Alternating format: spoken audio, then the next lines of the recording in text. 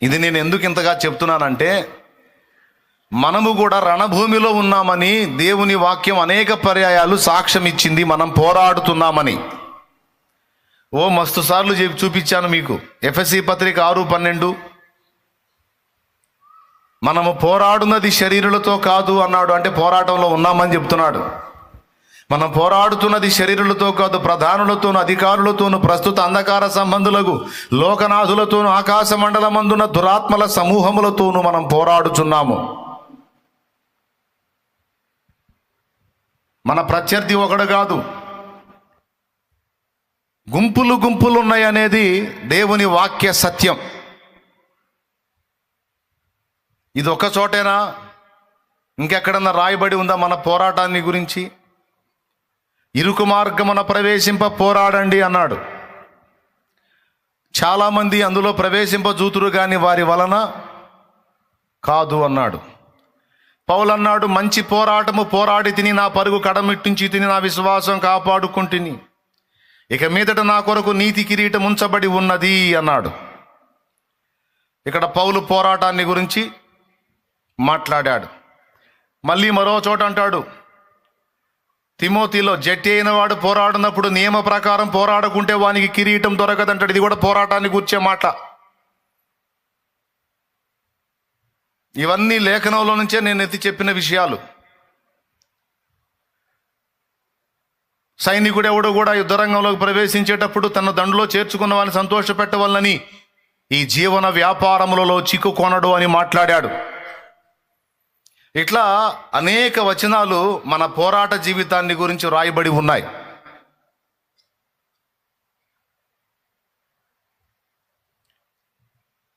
పరిశుద్ధులకు ఒక్కసారి అప్పగింపబడిన బోధ నిమిత్తము మీరు పోరాడాలని మీకు రాయాల్సి వచ్చిందంటాడు యూదా పత్రికలో. ఒకటి అధ్యాయం 3వ వచనంలో, పరిశుద్ధులకు, అపోస్తలులకు, పరిశుద్ధులకు ఒక్కసారి అప్పగింపబడిన బోధ నిమిత్తము మీరు పోరాడాలని మీకు రాయాల్సి వచ్చింది. ఎందుకంటే దెయ్యాల బోధ చేసేవాళ్ళు జొరబడ్డారు, కొందరు రహస్యముగా జొరబడ్డారు. వారు దురాత్మల చేత పీడించబడుతున్నారు, దయ్యాల బోధ చేస్తున్నారు, అబద్ధాల బోధ చేస్తున్నారు. అలాంటి దుర్బోధకుల్ని మీరు ఎదుర్కోవాలి. వారిని ఎదిరించి సత్యం పక్షమున మీరు పోరాడాలి. పరిశుద్ధులకు ఒక్కసారి అప్పగింపబడిన బోధ నిమిత్తము మీరు పోరాడాలి. అంటే బోధ చేసే దయ్యాలతో మీరు పోరాడాలి. మిమ్మల్ని శరీరేచ్ఛల్లోనికి, లోకాశల్లోనికి లాక్కు వెళ్ళడానికి ప్రయత్నించే దయ్యాలతో పోరాడాలి. మీలో అసూయని, కాముకత్వాన్ని, భావోద్రేకాలను రెచ్చగొట్టి మీరు భ్రష్టత్వంలోనికి వెళ్ళేటట్టు మిమ్మల్ని శోధించే దయ్యములతో మీరు పోరాడాలి. బహువిధం వ్యూహంతో అవి దాడి చేస్తున్నాయి. మిమ్మల్ని భౌతికంగాను, అంటే శారీరకంగాను, మానసికంగాను, ఆత్మీయంగాను తుంచేయాలని, వాటి ప్రేరణకు మీరు లొంగితే మిమ్మల్ని శారీరకంగా నాశనం చేయాలని, మానసికంగా క్షోభ గురి చేయాలని, వాటి ఆలోచనలకు లొంగితే ఆత్మీయంగా నిన్ను బలహీనపరచాలని, భ్రష్టత్వంలోకి తీసుకెళ్లాలని, శక్యమైతే నీ ప్రాణమును తీయాలని, నీ స్వయంకృత అపరాధాన్ని చూపించి నీ అంతటా నువ్వే నీ ప్రాణానికి ముప్పం తెచ్చుకునేటట్టు నిన్ను శోధించాలని, మన ప్రాణాలు తీయడానికి, మన ఆత్మీయ జీవితాన్ని పాడు చేయడానికి, మనల్ని విశ్వాస భ్రష్టత్వంలోనికి తీసుకెళ్ళడానికి, మన విశ్వాసాన్ని వేగు చూడటానికి, మనం దేవుని పని చేయకుండా మనల్ని భ్రష్టు పట్టించడానికి. కళ్ళెట్ట మూతావు, నిద్రమోహమా, ఇంత మొత్తుకొని చూస్తుంటేను. స్తోత్రం చెప్పా. దేవుని వాక్యం వినకుండా నిద్రపుచ్చడానికి, ఆ చెప్పే 4 మాటలు నీ హృదయంలోకి వెళ్ళి నువ్వు అలర్ట్ కాకుండా నీకు మొంపు, ఫిడ్స్ వచ్చినోడు కళ్ళు మోస్తూ ఉంటాడు చూడు. ఫిడ్స్ వచ్చి తగ్గిపోయిన తర్వాత తేరుకున్నాడు, అబ్బాయి రే అంటే అంటుంటాడు. అట్లాగే నిన్ను మంపు గురి చేయటానికి, ఫిడ్స్ నా చిన్నప్పుడు మంపులు అంటారు, ఎపిలెప్సీ. అట్లా నిన్ను ఆ మంపు గురి చేయడానికి, మత్తు గురి చేయడానికి, సోమరితనంలోకి తీసుకెళ్ళడానికి, శరీరేచ్ఛలు, లోకేచ్ఛలు, మానుషేచ్ఛలు, భోగేచ్ఛలు, ఐహికేచ్ఛలను మనలో రెచ్చగొట్టడానికి, ఆత్మహత్యల ద్వారా, యాక్సిడెంట్స్ ద్వారా మన ప్రాణాలు తీయటానికి, ఎంత పెద్ద కుట్ర జరుగుతుందో మన వెనక. మనలో చాలా మందికి తెలియచావదు, తెలుసుగానే మర్చిపోతాం. వింటానే ఉంటాం వాక్యం, కానీ ఇలా నేను శత్రువు ఎదుట ఉన్నాను, వాడు వేగు చూస్తున్నాడు, అబ్జర్వ్ చేస్తున్నాడు అన్న ఇంకితాన్ని మనం కోల్పోతాం. కానీ వాక్యం అయితే సుస్పష్టంగా చెప్పింది, నిబ్బరమైన బుద్ధి గలవారై మెలకువగా ఉండండి, అపవాది గర్జించు సింహం వలె ఎవరిని మింగుదునా అని తిరుగుచున్నాడు, వెదకుచు తిరుగుచున్నాడు. పేతురు రాసిన మొదటి పత్రిక 5వ అధ్యాయం 8వ వచనం.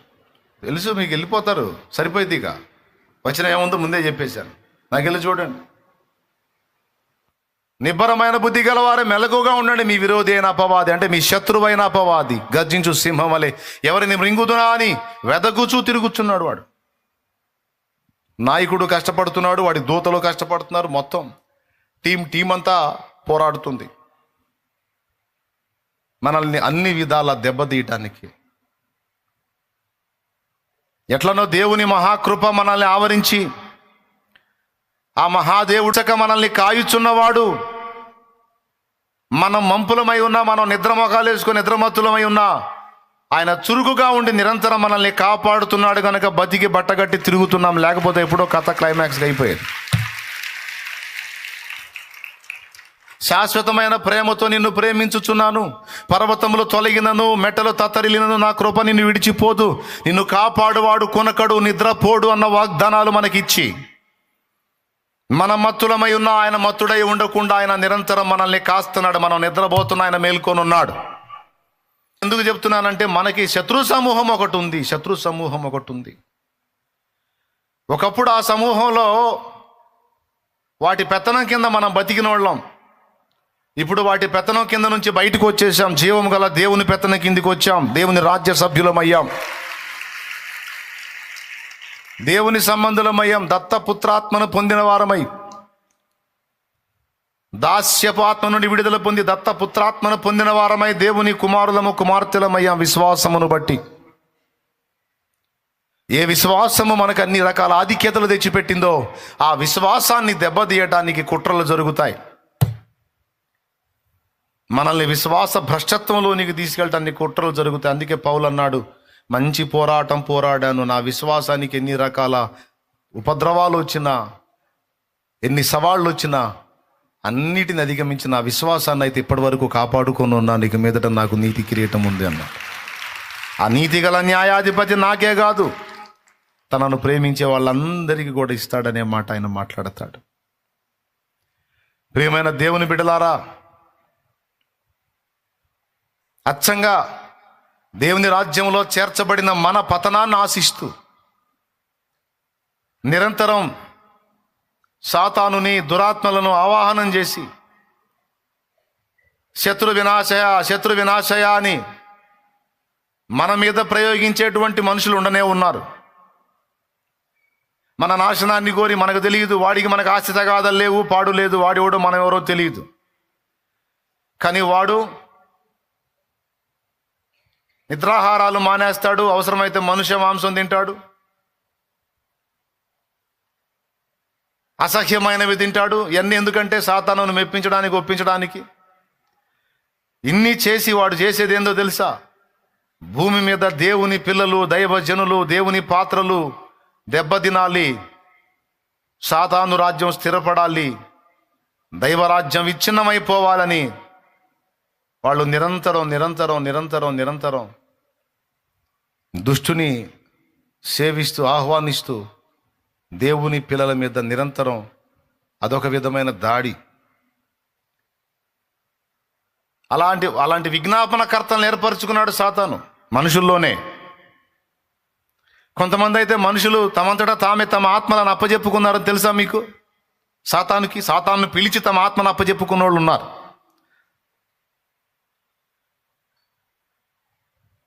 ఒక పక్క మనుషులు, ఒక పక్క దురాత్మలు, దుష్టశక్తులు, అంధకార శక్తులు, అపవిత్రాత్మలు అన్ని కలగలిపి మనల్ని మళ్ళా వెనక్కి తిప్పాలని, మనల్ని భ్రష్టు పట్టించాలని, మన విశ్వాసాన్ని వేగు చూసి మన ఆత్మలను నిత్యము మండే నరకాగ్నికి ఈడ్చుకెళ్లాలని, వాళ్లకు దక్కని మహిమ మనకు దక్కకూడదని, వాళ్లకు దక్కని రాజ్యం మనకు దక్కకూడదని, వాళ్ళుండే పాతాళ అగ్నిలో, నరకాగ్నిలో మనం కూడా ఉండాలని రక్షణలోనికి వచ్చిన మనందరి మీద దుష్టుడు చేసేటువంటి కుట్రలన్నీ కావు. ఈ సంగతి బైబిల్ చాలా స్పష్టంగా చెప్పింది. వాడికి సమయం ఇంకా కొంచెమే ఉందని, బాగా కోపం కలిగిన వాడే భూమి మీదకి వచ్చాడని ప్రకటన 12 సాక్ష్యం ఇచ్చింది. దయ్యాలకు వాటి కాలం తెలుసు. అయ్యో దేవుని కుమారుడా, సర్వోన్నతుని కుమారుడా, కాలము రాకమునిపే మమ్మను నశింపజేయ, నీకేమి పని? నీవు మమ్మలను వెళ్ళగొట్టిన ఎడలా ఆ పందులలోనికి వెలుటకు మాకు సెలవిమ్ము అని రిక్వెస్ట్ చేసినాయి. కాలము రాకమునిపే మమ్మను నశింపజేయవచ్చితివా అంటే వాటి కాలం వాటికి తెలుసు. సో ఇదంతా టోటల్గా మీకు ఎందుకు చెప్తున్నానంటే, నువ్వు అర్థం చేసుకున్నా చేసుకోకపోయినా నిన్ను నన్ను మనల్ని తరిమేటువంటి ఒక దుష్ట సమూహం అయితే ఉనికిలో ఉంది అనే గ్రహింపు నీకు ఉండాలని ఈ విషయాలు చెప్తున్నాను నేను. ఎంతమంది దీన్ని తీవ్రంగా విన్నారండి? స్తోత్రం చెప్పండి. అందరూ లైవ్లో ఉన్న వాళ్ళు కూడా జాగ్రత్తగా వినండి, అయమరపాటుగా ఉండొద్దు, అందరూ శ్రద్ధగా వినండి.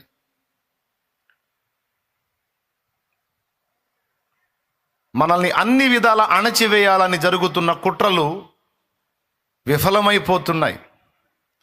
మన మీద జరుగుతున్న మాంత్రిక ప్రయోగాలు, మంత్రశక్తుల ప్రయోగాలు నిర్వీర్యమైపోతున్నాయి. వాడికి అర్థం కావట్లా ఏం జరుగుతుందో.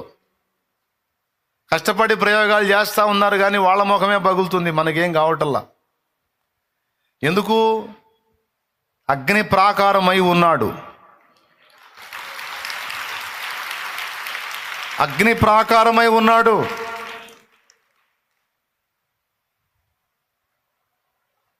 దహించు అగ్ని మనల్ని కాస్తున్నాడు.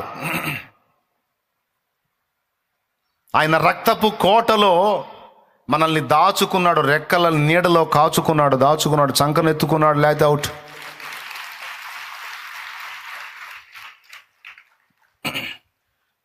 కుటుంబాలని విచ్ఛిన్నం చేస్తూ, తల్లికి పిల్లకి ద్వేషాలు పెడుతూ, ఒకరినొకరు ద్వేషించుకొని ఒకరినొకరు చావులు కోరుకునే స్థితికి రెచ్చగొట్టి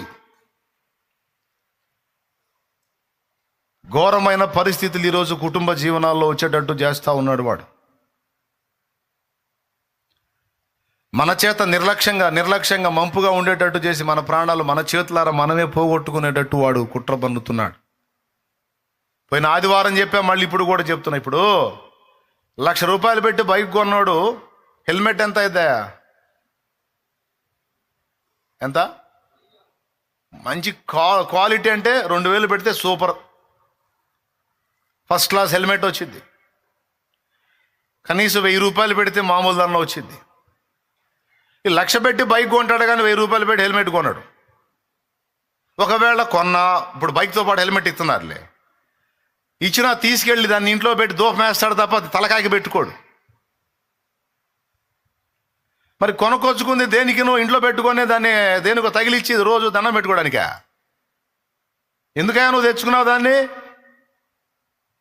ఏమ్మా నువ్వెందుకు తెచ్చుకున్నావు దాన్ని? హెల్మెట్ పెట్టుకోవాలి కదా. కానీ నీకు తెలుసా, ఇప్పుడు అది పెట్టుకొని ఏడబోతాంలే అంత. చూడు ఎంత పాలుమాలి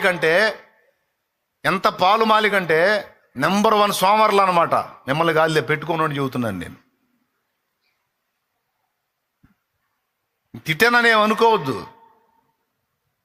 సోమవారం కాబట్టి ఏంది, ఇక్కడికి ఏడకేగా అని వెళ్తావు. కాన్ఫిడెన్స్, నీ మీద నీకు నమ్మకం, హెల్మెట్ లేకపోయినా నేను చాకచక్యంగా వాహనాన్ని నడుపుతానని. ఏటా లెక్క చూస్తే లక్షల సంఖ్యలో చచ్చిపోతున్నారు హెల్మెట్ లేకుండా ప్రయాణం చేసి. అన్యుడి కంటే హెచ్చరిక లేదు. అన్యుడి కంటే హెచ్చరిక లేదు. దేవుని బిడ్డగా నీకు హెచ్చరిక ఉంది. వాక్యంలో దేవుడు స్పష్టంగా చెబుతున్నాడు, బాబా నువ్వు చుట్టూ శత్రువుల్ని కలిగి ఉన్నావురా నాయనా, అమ్మా నువ్వు చుట్టూ శత్రువుల్ని కలిగి ఉన్నావే తల్లి, తడి చేతులతో మోటార్ దగ్గరికి పోవాకమ్మా నిద్రమోహం దానా, తడి చేతులతో మోటార్ దగ్గరికి పోవాకమ్మా, నువ్వు బతకాలమ్మా, నువ్వు సావకూడదమ్మా, నువ్వు బతికి 10 మందిని బతికించాలమ్మా, తడి చేతులతో పోయి స్విచ్ అయ్యేవాకమ్మా, తడి చేతులతో పోయి జాయింట్ పట్టుకోవాకమ్మా, ఏం కాదులే అను సస్తావమ్మా.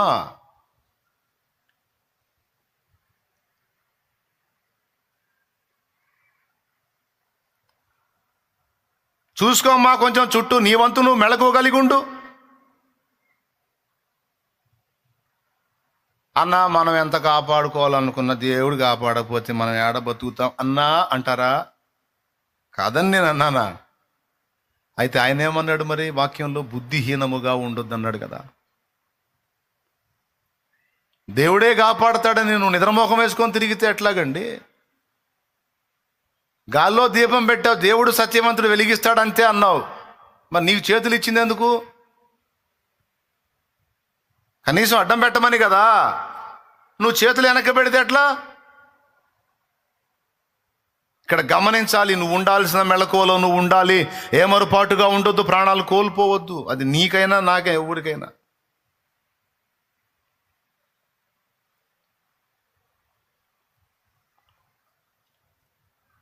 బుద్ధిహీనతలు ఎన్ని రకాలు ఉన్నాయో తెలుసా? నైట్ 1 గంట నిద్రపోవటం కూడా బుద్ధిహీనతే. వినండి, అది కూడా సాతాను కుట్రే. నైట్ 1 గంటకు నిద్రపోతారు కొంతమంది, చెడిపడి అన్ని చూసి. ఏందంటే నిద్ర పట్టట్లేదు. అది నిద్ర ఎట్టబట్టి కళ్ళు మూసుకొని దేవుని స్తోత్రాలు చెప్పుకుంటే నిద్ర పట్టిద్ది, లేకపోతే కాసేపు బైబుల్ చదివి నిద్ర పట్టిద్ది. నిద్ర పట్టట్లేదు ఏడాడు దరిద్రం అంతా చూసి 1 గంటకు పండుకుంటావు. తెల్లారి 6 మళ్ళా లేవాలి. 1 నుంచి 6 కనీసం 8 గంటల నిద్ర ఉండాలి. మరి 8 గంటల్లో 2 గంటలు లెస్ చేస్తున్నావు, రోజు 2 గంటలు లెస్ చేస్తున్నావు.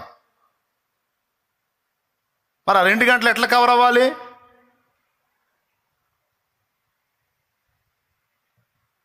కొంతమంది 5 గంటలే పండుకుంటారు. నేను చెబుతున్నా, ఒకవేళ దేవుని కార్యక్రమాల్లో ఉండి ఒకవేళ నువ్వు అలా ఉంటే దేవుడు కృపగలవాడు. నా బిడ్డ నా పనిలో ఉన్నాడు ఉంది అని నీ కృప చూపుతాడు. ఆ 4 గంటల నిద్రలోనే, ఆ 3 గంటల నిద్రలోనే, ఆ 5 గంటల నిద్రలోనే నీకు సరిపోయినంత శక్తి ఇస్తాడు ఆయన. నువ్వు ఆయన ధ్యాసలో ఉండి ఆయన కార్యాల్లో ఉంటే. నువ్వు ఏడో దిక్కుమాలని దరిద్ర కొట్టే సైతాను అన్నీ చూసుకుంటా, ఏడాడ చెత్త చెదారం అంతా చూసుకుంటా 1 గంట దాకా ఎవడు ఉండమన్నాడు నిన్ను? నేను చెప్పనా, నిద్ర కాయటం వల్ల చాలా రకాల రుగ్మతలు ఉన్నాయి. మెదడు సంబంధిత సమస్యలు వస్తాయి, లివర్ సంబంధిత సమస్యలు వస్తాయి, గుండె సంబంధిత సమస్యలు వస్తాయి, కిడ్నీ సంబంధమైన సమస్యలు వస్తాయి. నేను అన్ని విషయాల్లో బాగానే పచ్చాలు ఉంటాను అన్న, ఏది పడితే అది ఎట్లా పడితే అట్లా తిన్నాను అన్న, అన్ని విషయాల్లో బాగా కరెక్ట్గానే ఉంటాను, అన్ని విషయాల్లో నా నిద్ర మానుకున్నాను. ఎందుకు నైట్ అంతా డార్క్ అయ్యేటట్టు నువ్వు ఏ పని చేయడానికి కనపడకుండా అంధకారంగా అమ్మించాడు? పగలున్నంత వరకు పని చేయాలి, రాత్రి వచ్చిద్ది అప్పుడు ఎవడు పని చేయడని యేసయ్య చెప్పాడు. పని చేయకుండా ఏం చేస్తే నిద్రపోతాడు. నిద్రపోవాలి. నిద్ర లేకుండా చేస్తాడు వాడు. నీ ఆరోగ్యం నువ్వే. సిగరెట్లు తాగేవాడు కానీ రోజు కొంచెం ఊపిరితిత్తులు నాశనం చేసుకున్నట్టు, గుట్కాలు కైనీలు తీసుకునేవాడు ఇక్కడ పెట్టి రోజు కొంచెం బెజ్జం రెడీ చేసుకునేటట్టు, రోజు 2 గంటలు 3 గంటలు నిద్ర మానుకొని నీ ఆరోగ్యాన్ని నువ్వు పాడు చేసుకునేటట్టు, మన ఆరోగ్యాన్ని మనమే పాడు చేసుకునేటట్టు కుట్ర. మెలకువగా ఉండొద్దు. కొంతమందికి నిద్ర విషయంలో క్రమశిక్షణ ఉండదు, తిండి విషయంలో క్రమశిక్షణ ఉండదు. పొద్దున్న తినాల్సింది మధ్యాహ్నం తినాల్సింది సాయంత్రం. ఏంటంటే ఏం కాదులే అనుకుంటూ తిరుగుతూ ఉంటారు. ఎందుకు కాదు, యాసిడ్స్ ఫామ్ అవుతాయి కడుపులో, ఆమ్లాలు ఉత్పత్తి అవుతాయి. టయానికి వాటికి వేయాల్సిన మేత వేయకపోతే అవి చేయాల్సిన పని అవి చేస్తాయి. నిర్లక్ష్యం చేసి ఇక బర్రం తేపుకుంటా అనుకుంటా అయిపోయింది. లోపల అది చేయాల్సిన పని అది చేసిద్ది. ఏందో ఈ మధ్య టేబుల్ ఎంత ఎగొస్తాను, ఎందుకు రావు? అయిపోయింది, లోపల స్టార్ట్ అయింది ప్రోగ్రాం. చివరి కూర్చోలేవు, నిలబడలేవు, నిద్రపోలేవు, ఆయాస పడతా ఉంటావు, అలసట వచ్చింది. గ్యాస్ ఫామ్ అయిందంటే ఆయాసం మాట రాదిగా. గుండె నొప్పిలాగా కొంచెం అంత హార్ట్ స్ట్రోక్ లక్షణాలు కనపడతాయి. హార్ట్ స్ట్రోక్ లక్షణాలు కనపడుతుంటాయి. నీ గోడ లాగటం, తలదిరగటం, కళ్ళు బయర్లు గమ్మటం, వామిటింగ్ సెన్సేషను. ఎందుకు? ఏం కాదులే, తినకపోయినా నాకేం కాదు, నేను సాయంత్రం తింటాలే, ఇప్పుడు ఏందో తినను, నేను ఇప్పుడు తినను. ఎచ్చులు ఎందుకు అతి కుట్ర? నువ్వు దేవుని పని చేయకుండా ఇక మోకాళ్ళు వేసి ప్రార్థన చేద్దామంటే మోకాళ్ళు వేసిన కానీ ప్రభా స్తోత్రం నాయన, హల్లెలూయా నాయన నీకు వందనాలు ప్రభు. 4 సార్లు తేపేదాన్ని ఇక లేచిపోయేది. ఇంకేం ప్రార్థన లేదు, బొందలేదు. అంతకుముందు తెగ ప్రార్థన చేసేదాన్ని అన్నయ్య, ఇప్పుడు ప్రార్థన చేయట్లేదు. ప్రార్థన చేయన్నయ్య, ఎందుకని చేయట్లేదు? ఏందన్నయ్య, మోకాళ్ళు వేసిన కాడ నుంచి తల తిరుగుతూ ఉందని, నేను కాళ్ళు లాగుతా ఉన్నాయి, గోడ జాలు వస్తున్నాయి, గుండెల్లో నొప్పి వస్తున్నాయి, మాట రావట్లేదు అన్నయ్య, ఊపిరి రావట్లేదు అన్నయ్య, తేపులు వస్తున్నాయి అన్నయ్య, చెత్త అంతా చెబుతూ ఉంటాను. మరి ఏం చేయాలా? టయానికి నువ్వు తిండి తినకుండా వాడి కుట్ర, అది నీ ఆరోగ్యాన్ని డ్యామేజ్ చేయటం కూడా వాడి కుట్ర, దయ్యాల కుట్ర అది. నువ్వు అజాగ్రత్తగా ఉండేటట్టు చేసేది వాడి కుట్ర.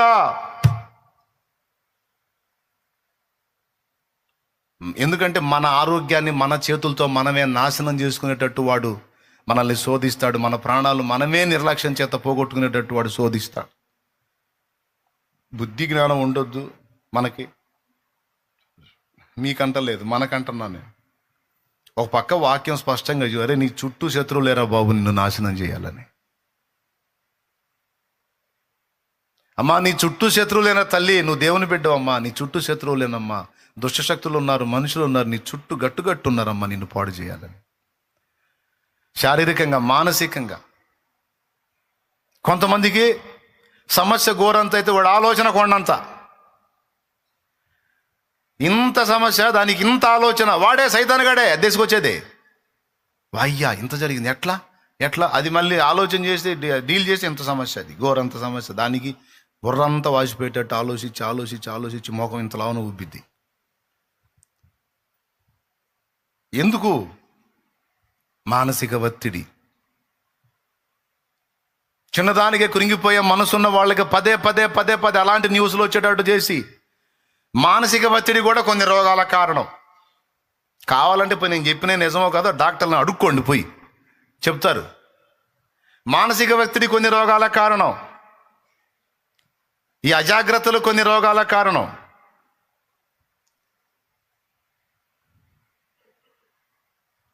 ప్లీజ్ అర్థం చేసుకొని కొంచెం జాగ్రత్త పడతారని ప్రేమతో హెచ్చరిస్తున్నాను నేను.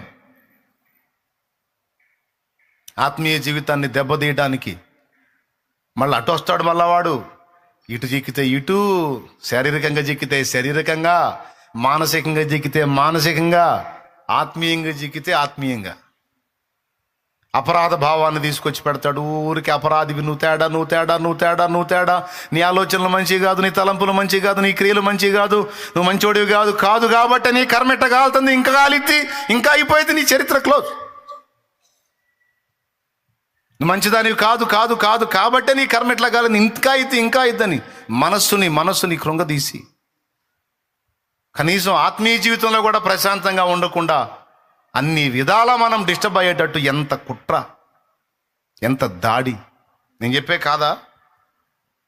అవునా కాదా చెప్పండి? ఎంతమంది ఒప్పుకుంటారు? ఒకటి మిస్ అయితే ఒకటి.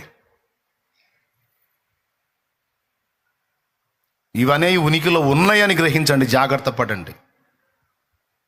ఇవి ఉనికిలో ఉన్నాయి, మనల్ని వెంటాడుతూ ఉంటాయి. ఎవడైనా అమాయకంగా చిక్కాడంటే అవుట్.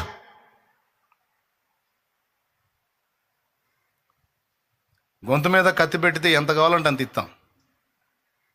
ప్రాణం తీయకురా బాబు, నీకు దండం పెడతా అని. ప్రాణాన్ని కాపాడుకోవడానికి మనుషుడు సమస్తం ఇచ్చును కదా. అలాంటి మనుషుడు తన ప్రాణాన్ని తానే తీసుకోవడానికి ఇష్టపడ్డాడంటే దురాత్మ ఎంత శోధించి ఉండాలో ఒక్కసారి ఊహించండి. దురాత్మ ఎంత కృంగదీస్తే, ఎంత బలహీనపరిస్తే, ఎంత శోధిస్తే ఉసరుసర తన ప్రాణాన్ని తనే తీసుకునే పరిస్థితికి వెళ్ళిపోయాడు మనిషి.